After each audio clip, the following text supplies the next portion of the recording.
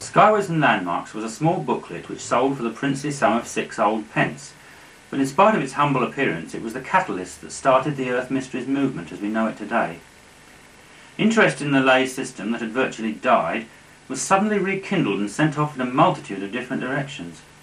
This was unlikely to have been in the mind of the author Tony Wedd, however. His purpose in producing it was to put forward the theory that the leys were connected with flying saucers, and that the connection was that the ley points marked invisible lines of energy that the craft used in some way. While some extensions of this may be oversimplistic, such as the aerodynamic saucer theory, the main idea of Earth energies seems to have been indicated. This is part of a talk Tony gave to the Northern Conference of BUFORA in 1958. Some of his original slides are unfortunately missing. I'm also particularly interested in the tree clumps. The connection being, I think, that the flying saucers themselves either draw power from these marked points, it's a possibility, or they actually use them to navigate by, another possibility, or they use and navigate by some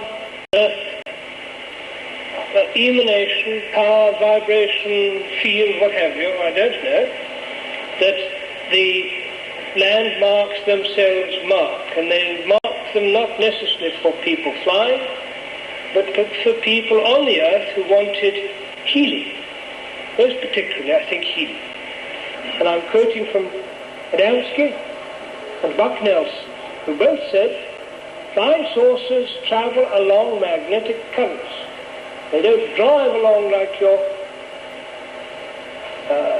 motorboats, launches do. They float along like a raft does. They take no power in doing so. They are, I'm sure, charged up, and Adamski himself agrees that they had a source of power on board, which was recharged when the little saucer came back to the mothership. But this power was limited, and would be used presumably in emergencies. And therefore, the theory I give to you tonight is that the flying saucers ordinarily travel along routes which are predetermined by magnetic currents on the Earth. When they're hopped by an aircraft, and want to get out of it quick, they presumably turn on full power. They need it. But ordinarily speaking, they're conserving that power by travelling along the leys.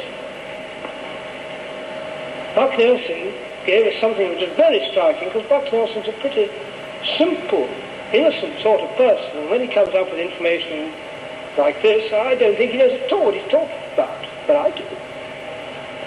He said, the flying saucer, Bucky, who was his spaceman friend, tells me that where the magnetic currents are named and numbered. Well, that's a terrific clue for a start. The reason for both naming them and numbering them is simple. You name them according to a rough direction. You have the north-south direction there, and the northwest-southeast direction, and so forth. You name them, you number them because you have a parallel system. You have that's number one, and there's another one here, and another one there, another one there. And anybody said, now he went further. He said, where they cross, where these magnetic currents cross, is comparable to a crossroads sign. Well, that sentence is fair enough if you chop off the last word. Obviously, where magnetic currents cross is comparable to a crossroads. If you're thinking of the flying saucers as tooting along one way, and you meet another chapter, there's a whole bunch of forms of the crossing, isn't there? But he's added the word sign. Now, a sign can only mean a landmark. You can't stick signs up on the clouds and say, move on. And so we're immediately bidden by Buck Nelson to look on the ground for these crossover marks. And of course anybody who knows Watkins's theory will know that this is exactly what he was investigating, these crossover points where the marks meet one another, or the leys meet one another and are marked. And there are some very significant stones that any conventional archaeologist will confirm gave you the crossing. I'm thinking of the Roy stone, which originally marked the crossing of the Icknield Way and Stane Street. That's what it was, the town of Royston. They've moved the stone, which was terrible crime in Neolithic times because the stones were very important marks. Next, please. I spotted it when I was in London. This is a different ley, which I have always been interested in because I first spotted it when I was in London on Hampstead Heath. And it seems to come from my part of the world, which is just in Kent here. I'm going to take you to the top of this spine. This is the old Weald of Kent. You see the tinted area are the chalk hills of the South Downs running into Hampshire and twisting back again to make the North Downs. The old dome of chalk which fell in and left us the Tunbridge Wells sands, a sort of spine down the middle. And the three counties meet just along the line. Next, please, which is Ashdown Forest. That's not very clearly focused, Mr. Skellern. That's better, thank you.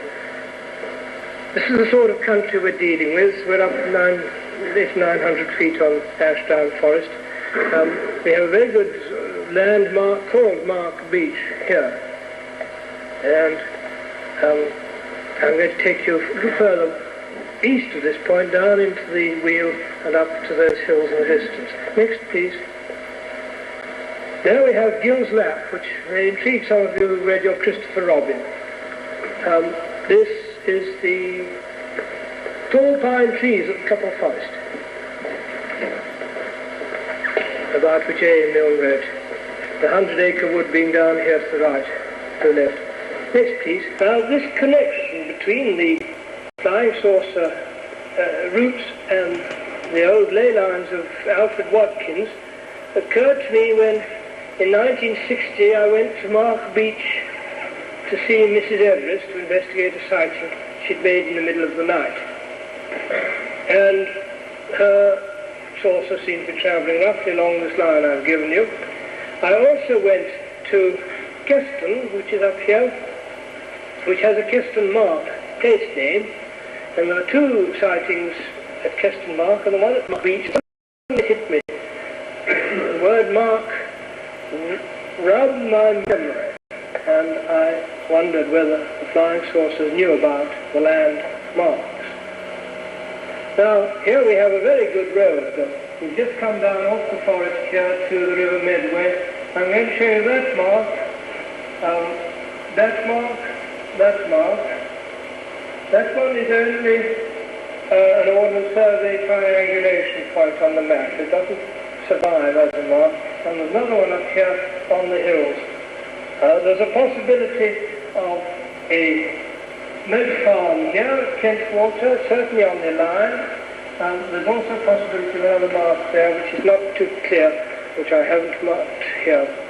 So we may have 5, 6, 7 marks, very, very well aligned through over a distance of about 9 miles. So when anybody says to me, what is a ley? I want to see one and check it for myself. I would say, well, try Line Common, you see the place name again, and it's shifted a bit now part of where we call them Lye, and the villages go by the name of Lye. Liewood Common, Mark Beach, there's a nice little mark at Hever, at a farm called Kippin's Bank, and then up here onto Kent Hatch near Crockham Hill. Next, please. You run through these fairly quickly, please, Mr. Skellern. We're getting on for time. There's Liewood Common as you see it as you cross the Medway, a mark breaking the hilltop. Close up of Liewood Common is pure Scots pine. And the next, please.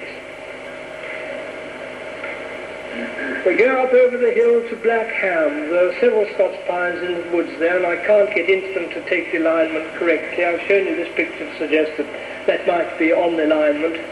Certainly there's something there which probably is. You can't go far wrong. Next. Again, the Scots pines and beeches of Mark Beach. It's a mixed clump here, breaking the skyline. Next, please. You go down to Moat Farm where there's a single Scots pine. It always astonishes me how often the one Scots pine will give you the ley. What happens to it when that one dies? Possibly, perhaps, there's room for another one then, and there's a natural seeding of another generation. Certainly in the case of big clumps, this explains how they could go on for thousands of years, though each individual tree would not. In the case of the individual one, I just don't know. Next piece, lots of Mark Beach up on the hilltop. The fact that it's called Mark Beach is rather interesting to me. I think they take it for granted that Mark means Scots pine. So they have to emphasise that this is Scots pine and beech. Next. Notice close up again. There's an Ordnance Survey triangulation point on the corner, the old and the new side by side. Next piece. Half a dozen Scots pines and an interesting clump at Chippen's Bank. Next piece. Getting closer. Next piece. There we are, in the gardens of this nice little farm, Chippen's Bank. They've made something of a grotto out of the site. And I'm told that the water there is rather special. It is rather like the healing water that gave Tunbridge Wells its name. It is chalybeate and stains the rocks red. But whoever possessed this land decides that this is rather a gracious spot, not perhaps to say a holy spot, and made it a sort of grotto among the trees there. A mixed clump again. Next, please. Looking at it from the north. Next, please. Again, a little clump breaking the skyline. This is the Kent Hatch group up above Cropham Hill. Next, please. There we have a close-up of the Kent Hatch group, 20 or so Scots pines, pretty densely planted. Next, please. There is drawing the profile of the ground we have been over. We come down from Ashdown Forest over the Medway. We go up to the first crest of the hill, which is marked by Lywood Common. Down to the water and up again to Blackham, which I omitted to mark definitely because I wasn't sure. Down to the moat farm at Kent Water. Up to Mark Beach Clump. Down to a little bit of water and up again to Chippen's Bank, over the River Eden and up to another marked point, and finally up to the edge of the hill there. We have 5 marks truly in a straight line, but also when you look at them in profile, each one hitting the hill top. It's too much to ask if that is a coincidence. And so there is your lay laid out. Here's looking back from the top of Crockham Hill to Mark Beach, showing how, as you look down into the wheel, so the clump of Mark Beach is immediately lying over the clump at Hever. It's not very clear. Next, please. Theory. It was only a theory at this point. I had 3 source sightings to link the 2 ideas together. I said, well, if it's true that the sources travel along the leys, where they change course, you can expect to find a landmark. We've got a crossroad sign, as Buck Nelson had guided us to.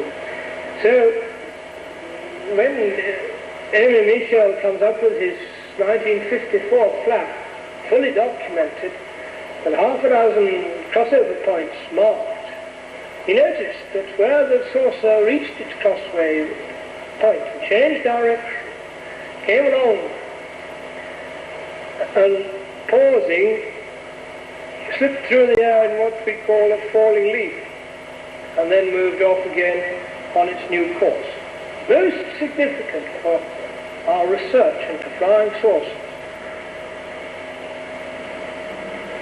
It was well worth a trip to France to check up on some of these falling leaf sightings, because my prediction was that where a falling leaf had been recorded, I should find Scots pine clumps. And so I drove into a little Burgundy village of Mersange, where a couple had seen a very exciting display of lights as the thing fell through the sky and moved off on a different course. And as I drove into this village late in the evening, so I saw 1, 2, 3 Scots pines, and was very much pleased with myself. Next, please. There we see them a little more closer too. On the right side of the village for the sighting, the little couple were moving out of the village back towards, I forget the name, but certainly their sighting was on that side of the village where I saw those clumps. So I thought, 100% success on that one. Let's move on up into the Jura. There is documented in Amy Michel's book a sighting at Frasnes, F-R-A-S-N-E-S, And I went to Fran and was very much disappointed to see nothing that looked like a Scotch pine at all. And I tramped through bogs and God knows what else, feeling very disconsolate. And I went back to my mutual resource and what that Fran, though he'd marked that on his map, the sightings of Dompierre. So off I went to Dompierre, and down in the valley below Dompierre, I came across what was a Scotch pine clump, or what was a clump, as I know clumps. So I got out of my car and I took a nice picture. I was a little bit disappointed. Those didn't look like Scotch pines. To me, they looked like the other sort of pine, which is called Pinus nigra. But all the same, a very fine sort of cumulus hump of a site. So I got a picture of it when I went up a bit closer. Next, please. This is holy ground. They built a little shrine with a virgin and a little grotto.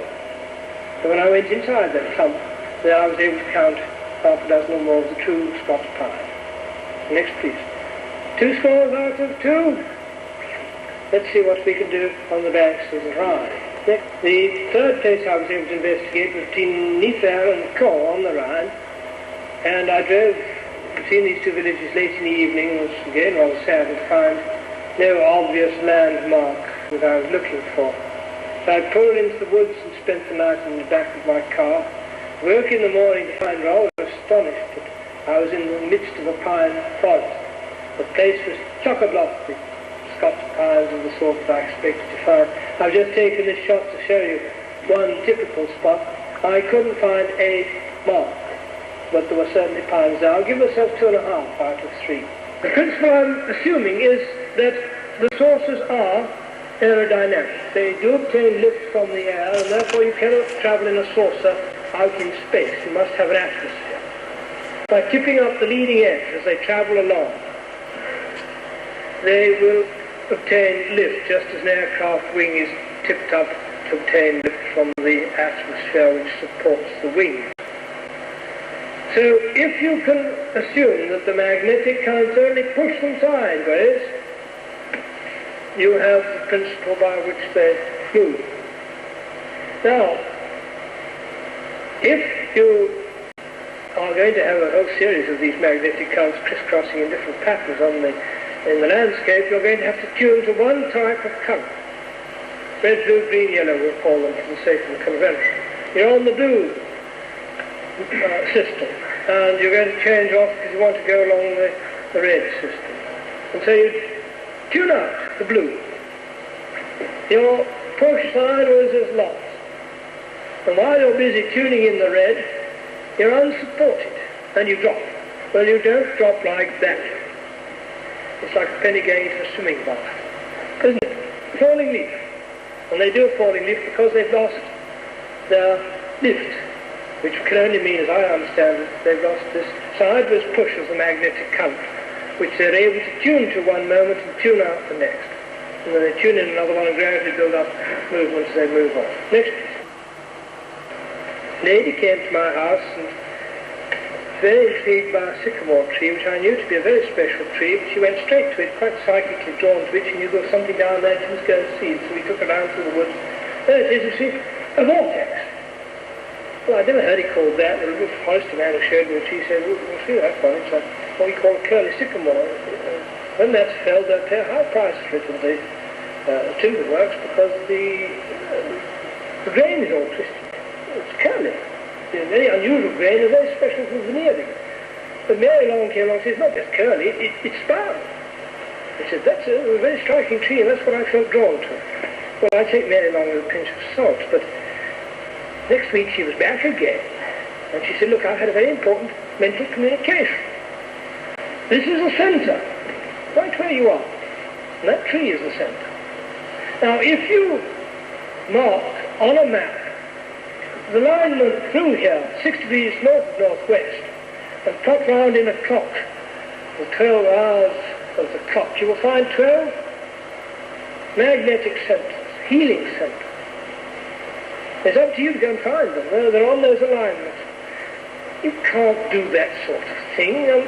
The Earth doesn't lend itself to such severe geometries. You can divide it up into 12 sectors, but the Tunbridge Wells, bang on that one. I missed that one. My friend showed it to me the other day. Said, well, isn't the well somewhere there? And I had this on an inch-to-a-mile map, and it was absolutely spot through the wells, the hill. I had already spotted the one that went right through a pine clump at Burswood, which is a very special healing centre set up in the Church of England auspices, where they do some interesting work. And certainly there's a spring running out of that hill, which is very special, so maybe I shall be able to prime the Heselton healer with some of the Burswood water or some of the Tunbridge Wells water. This one up here to the north is a very exciting place where the water comes gushing out of the hillside with such power in a spring at the source of the Downs that it drove a watermill only a matter of years ago, and you can still see the watermill 200 yards from the spring. A very special place, most interesting. Bang on the line. But what was most striking was that I knew about this 6 degrees north of northwest before ever Mary Long pointed it out to me, because I had used to look out the window at Chiddingstone Castle, and I had a flat there, and see a Scots pine clump at Chested, breaking the line of the hills in the same way I'll show you how those marks broke the lines on the far hill. And I used to say time and again, I'm sure there's a mark on that hill somewhere if I could only find it, because those Chested clumps there, and it looks to lead towards those hills. There's only when I went down to the clump at Chested, which was just plain Scots pines, and looked back, I could see Chiddingstone Castle and Mark Beach on a line, so I'd got my line, but put a pencil mark through Mark Beach, Chiddingstone Castle and Chested, see where it goes. So it goes to One Tree Hill. And this was the same alignment that Mary Long said was mentioned in her communication. So some odd things going on in the world. What is interesting is the alignment running up here on the heading given by this particular clock system is exactly parallel to the one I've just been showing you running up here through Lywood Common, Mark Beach, Hever and Cockham Hill. Next please.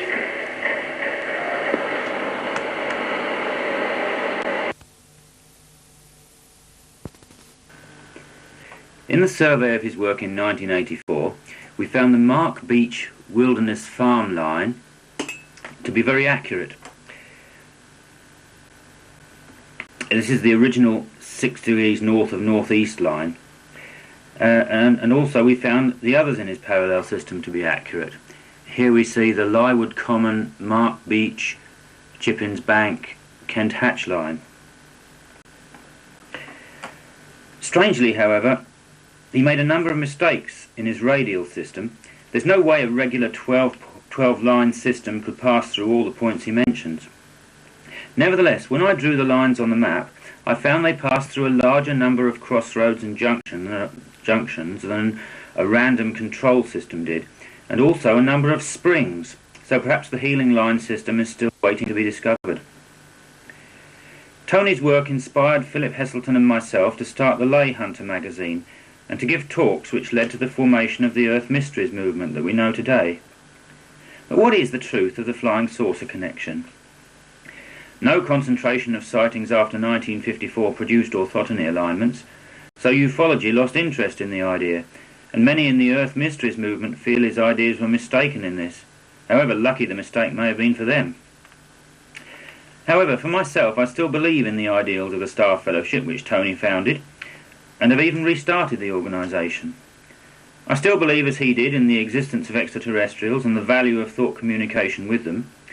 I seem to have received much help and guidance, and a lot of interesting information from this source, throughout my life. Though it may seem an extreme view, I feel the one-off orthotenic flap of 1954 was an educational exercise to bring the idea of energies in the landscape to our notice. The fact that this wasn't repeated suggests this is an explanation rather than Tony's original idea of saucers being virtually tied to the system like railway trains, though the energy in the system may be responsible for Earth-light phenomena, for which there's a great deal of evidence, though I can't believe it accounts for all UFO sightings.